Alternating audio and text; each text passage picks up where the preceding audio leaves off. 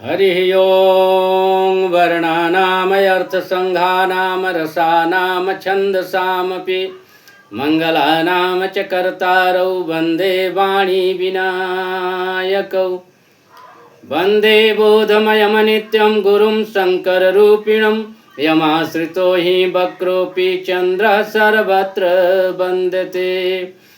प्रेम से बोलिए श्री सीतारामचंद्र भगवान की जय।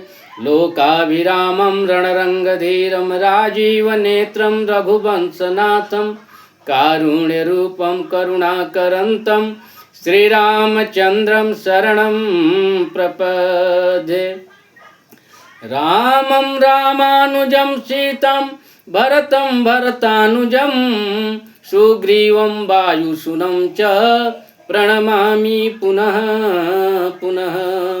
नारायणं नमस्कृत्य नरं चैव नरोत्तमं देवीं सरस्वतीं व्यासं ततो जयमुदीरयेत्।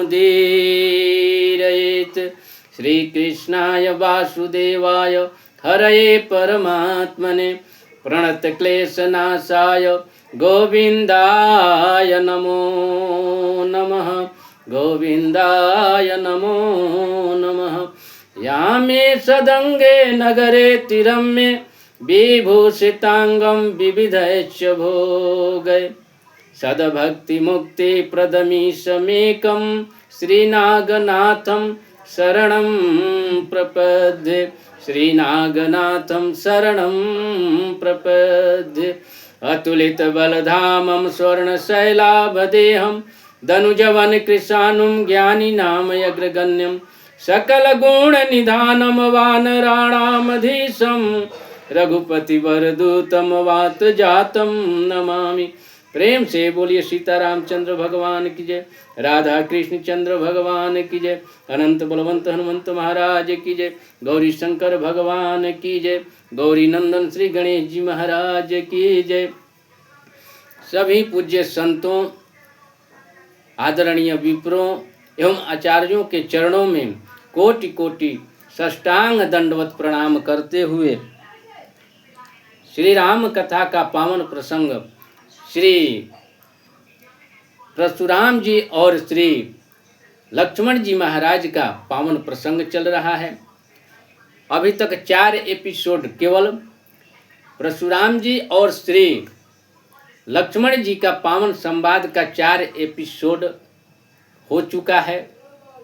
क्योंकि कथा मैं कहने का प्रयास कर रहा हूँ संतों के वाणी का आश्रय लेते हुए, व्यास विधि से कथा, संक्षिप्त कथा नहीं, व्यास विधि से एक एक चौपाई को अर्थ सहित क्रम में लिया जा रहा है। तो चलें पावन प्रसंग की ओर। कहते हैं, बाबा लिखते हैं, संत शिरोमणि तुलसीदास जी महाराज लिखते हैं कि परशुराम जी तब राम जी से कहते हैं कि हे राम, यदि तुम राम हो, तुम्हारे अंदर बल है तो हमसे युद्ध करिए, और नहीं तो राम कहलाना छोड़ दीजिए। इस तरह से राम जी को बार बार ललकार रहे हैं युद्ध करने के लिए। राम जी कहते हैं कि जेहि रिस जाई करिया सोई स्वामी, अमोहि जानिया आपन अनुगामी। हे प्रभु, अपना अनुगामी जानकर जो आपको आदेश है वो कहिए और अपना क्रोध शांत करिए। अब रामचंद्र जी श्री परशुराम जी से कह रहे हैं कि प्रभु ही, जब बार बार युद्ध करने के लिए श्री परशुराम जी कह रहे हैं तो राम जी कहते हैं कि प्रभु ही सेवा कहीं समर कस, तजहु भी प्रबर रोष, अबेस बिलो की कहे सिकछु, बाल कहीं नहीं दोष। श्री राम जी कहते हैं कि हे प्रभु, आपके भेष को देखकर बालक ने कुछ कह दिया होगा, क्योंकि बालक का दोष नहीं है, क्योंकि आप वीर रूप में, योद्धा के रूप में आए थे, इसलिए योद्धा समझकर, वीर समझकर आपको कुछ कह दिया। और युद्ध की बात करते हैं तो मैं आपका सेवक आप हमारे स्वामी, तो स्वामी और सेवक के बीच में युद्ध कैसे हो सकता है। लक्ष्मण जी महाराज को भगवान श्री राम क्लीन चिट दे रहे हैं, कह रहे कि इनका कोई दोष नहीं है। और राम जी श्री परशुराम जी से कहते हैं कि सिया में हो राम, देखे कुठार बाण धनुधारी। सिया में हो राम, देखे कुठार बाण धनुधारी। सिया में हो राम, भैल रे कहीं ऋषा वीर बिचारी। सिया में हो राम, भैल रे कहीं ऋषा वीर बिचारी। सिया में हो राम, नाम जान पे तुम्हीं न चीना। वंश स्वभाव तर कछु दीना। कहते कि हे प्रभु, ये जो आप कुठार कंधे पर लिए हैं, धनुष बाण धारण किए हुए हैं, तो ये बालक आपको वीर समझकर समझा, विचार लिया कि ये वीर हैं, और कुछ वंश के स्वभाव के चलते, क्योंकि क्षत्रिय है इसलिए वंश के प्रभाव है, इसलिए कुछ आपसे जवाब सवाल कर दिया। आपका नाम कौन नहीं जानता है प्रभु, नाम जान पै तुम्हें ही न चिन्हा। हे प्रभु, आपका नाम जानता है, लेकिन आपको पहली बार देखा है, आपको पहचान नहीं पाया। इसलिए श्री राम जी कहते हैं कि जो तुम आते हूँ मुनि की नाई। जो तुम आते हूँ मुनि की नाई। सिया में हो राम, अपद रज सिर शिशु धरत गोसाई। सिया में हो राम। हे प्रभु, यदि आप विप्र के भेष में आते, मुनि के भेष में आते, तो ये बालक आपके चरण कमल में अपना सिर रख देता, लेकिन आप विप्र के भेष में, मुनि के भेष में नहीं आए। अक्षमहूँ चूकाया न जानत केरी। सिया में हो राम, अक्षमहूँ चूका न जानत केरी। सिया में हो राम, अचहिय विप्र उर कृपा घनेरी। सिया में हो राम। श्री राम जी कहते हैं कि हे प्रभु, विप्र के हृदय में अत्यंत दया होना चाहिए, करुणा होना चाहिए। ये अनजान में बालक, अबोध बालक कुछ बोल दिया, तो आप इसको माफ करिए, क्षम्य चूक अनजानत केरी। हे प्रभु, इस अनजान का चूक, गलती, दोष को माफ कर दीजिए। और यदि प्रभु आप युद्ध की बात करते हैं हमारे साथ, तो हम आपसे कभी युद्ध नहीं कर सकते। हम ही तुम्हारी सारा बरकस नाथा। सिया में हो राम, हम ही तुम्हारी सारा बरकस नाथा। सिया में हो राम, कहूँ न कहाँ चरण कह माथा। सिया में हो राम। भगवान कहते कि हे प्रभु, हमारे और आपके बीच में कोई बराबरी है ही नहीं। कहाँ सिर और कहाँ पैर, कहाँ आप हमारे स्वामी और मैं कहाँ आपका दास। इसलिए स्वामी और शिष्य के बीच में कभी लड़ाई संभव नहीं है। राम मात्र लघु नाम हमारा। सिया में हो राम, परशु सहित बड़ा नाम तुम्हारा। सिया में हो राम। कह रहे हैं श्री राम जी कि हे प्रभु, मेरा तो नाम केवल राम है, छोटा सा नाम है, लेकिन आपका नाम परशु सहित बड़ नाम तुम्हारा। आपका नाम परशुराम है। राम जी का नाम राम तो है, लेकिन परशुराम जी का भी नाम राम था, बाद में इनका नाम परशुराम हुआ। आपका नाम परशुराम है, मेरा नाम राम है। नाम के दृष्टिकोण से भी देखें तो आप नाम के प्रभाव में भी हमसे बड़े हैं। और गुण के दृष्टि में, हे प्रभु, गुण के दृष्टि में तो मेरा केवल एक गुण है और आपके 9 गुण है। देव एक गुण धनुष हमारे सिया राम हो राम। आहा, देव एक गुण धनुष हमारे सिया राम हो राम।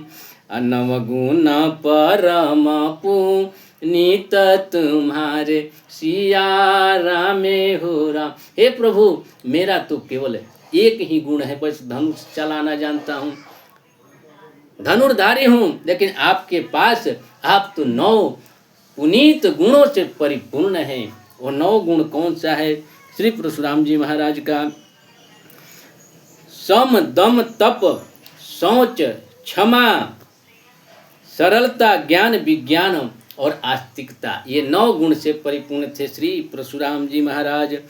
और राम जी कहते हैं कि देव एक गुण धनुष हमारे, 9 गुण परम पुनीत तुम्हारे। और कहते हैं राम जी के, हे प्रभु, नाम के दृष्टिकोण से, गुण के दृष्टिकोण से और कुल खानदान के दृष्टिकोण से भी मैं क्षत्रिय हूँ और आप ब्राह्मण हो।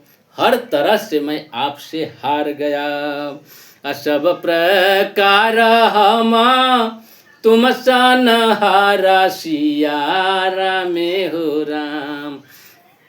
अक्षम हूँ विप्रयप राध हमारा सिया राम हो राम।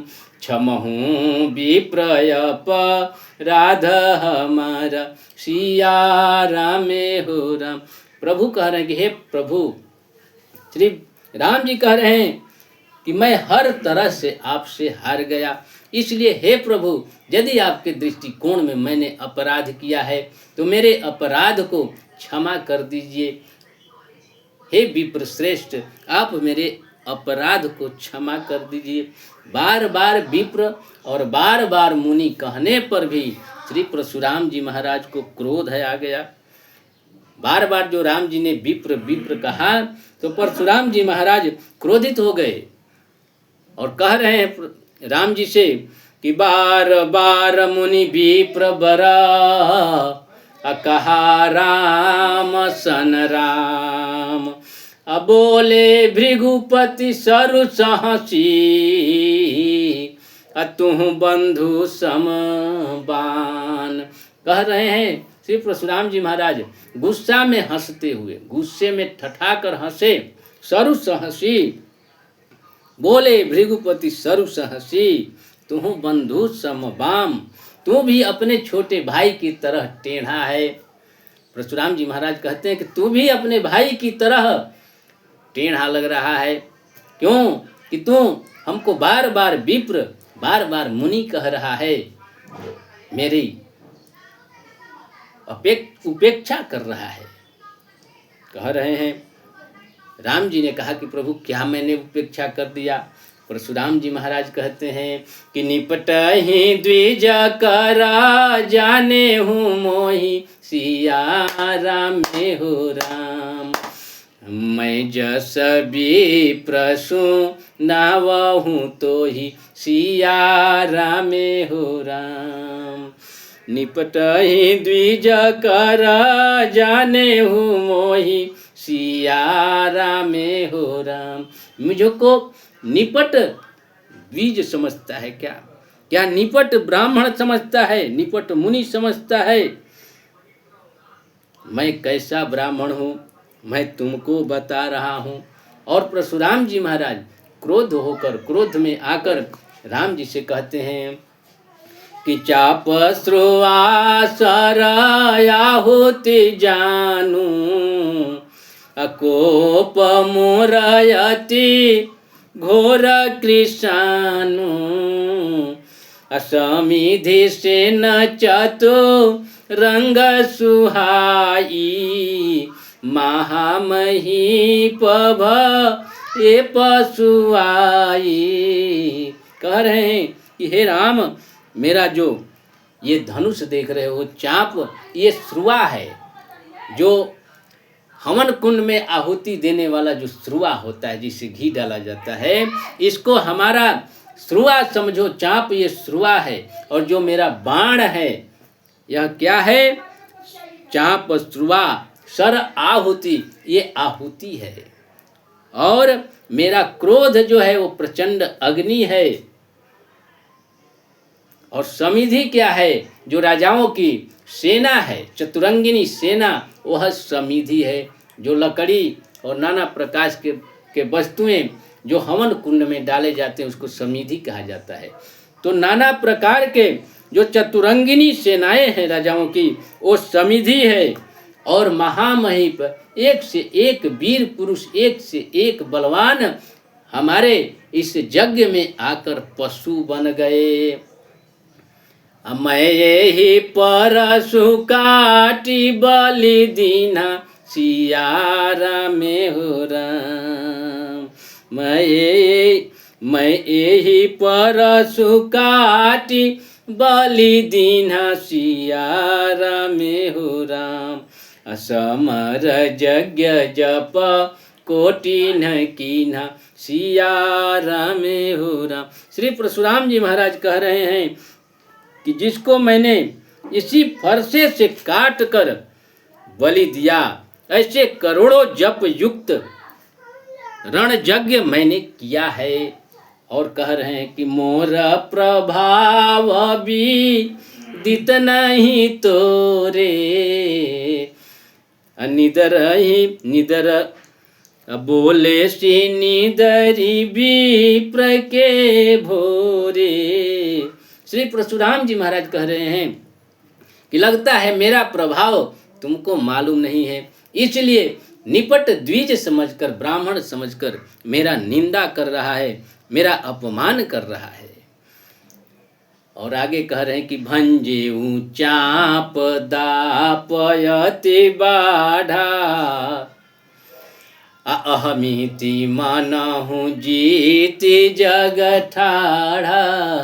कह रहे हैं कि एक धनुष क्या तोड़ दिया, तुम्हारा अहंकार आसमान में बढ़ गया है, बहुत अहंकारी बन गए हो, लगता है कि जग जीत कर आए हो, इस तरह से मेरे सामने खड़े हो। परशुराम जी महाराज इतने कड़ू वचन जब बोले तो श्री रामचंद्र जी कहते हैं कि राम कहा मुनि कहूँ विचारी, राम कहा मुनि कहूँ विचारी, ऋषयति बड़ लघु चूक हमारी। कह रहे कि हे मुनिवर, आप ही विचार करके बताइए कि मेरा गलती उतना बड़ा नहीं है, कोई बड़ा गलती नहीं है, गलती तो मेरी बहुत छोटी है, लेकिन आपका गुस्सा बहुत बड़ा है। इतने छोटे से गलती पर इतना क्रोध करना अच्छा नहीं है प्रभु। और कहते हैं कि छुअता ही, और मेरे को कह रहे हैं आप कि मैं अभिमान कर रहा हूँ। तो प्रभु, मैं अभिमान नहीं कर रहा हूँ। छुअता ही टूट पीना का पुराना, मैं के ही हेतु का रहूं अभिमान। कह रहे कि हे प्रभु, आप कह रहे हैं कि मैं अभिमान कर रहा हूँ, तो मैं कैसा अभिमान कर रहा हूँ? वो धनुष तो पुराना था और छुआ, स्पर्श करते ही धनुष टूट गया, तो उसमें मेरा क्या दोष? मेरा कैसा अभिमान? धनुष पुराना है, इसका प्रमाण दो लोग दे दिए। एक तो राम जी कहते हैं कि छुअत ही टूट पिनाक पुराना, मैं कही हेतु करऊं अभिमाना। और लक्ष्मण जी महाराज कहते हैं कि काछति लाभ जून धनु तोरे, काछति लाभ जून धनु तोरे। क्या लाभ हानि? जून धनुष यानी पुराने धनुष को तोड़ने से, देखा राम नयन के भोरे। इस तरह से जब परशुराम जी महाराज बिल्कुल अड़ गए और परशुराम जी महाराज देखना चाहते हैं कि सही में ये राम हैं या नहीं, परीक्षा लेना चाहते हैं और उनके प्रभाव को देखने के लिए आगे वह जिद किए हुए हैं, अड़े हुए हैं, क्रोध कर रहे हैं। तब श्री रामचंद्र जी ने यहाँ पर अपना वीर रस, जो क्षत्रिय का वीर रस होता है, वीरता होता है, उसका वर्णन किया। और भगवान ने कहा कि जो हम निदरहि विप्र बदी, असत्य सुनहु भृगुनाथ, अतो असको जग सुभट जही, अभय बसना वही मात। कहते हैं कि हे प्रभु, यदि मैं आपको ब्राह्मण समझकर आपका निंदा किया, आपका अपमान किया है, तो ऐसा कौन योद्धा है दुनिया में जिसके सामने मैं सिर झुकाऊंगा? किसी के सामने मैं सिर नहीं झुका सकता। और कह रहे हैं श्री सीताराम जी, कह रहे हैं कि देवादनुज भूपति भट नाना, असम बल हो अधिक बलवाना, अजोरान हमहि पचारे को, अलड़ऊ सुखेन काल की न हो।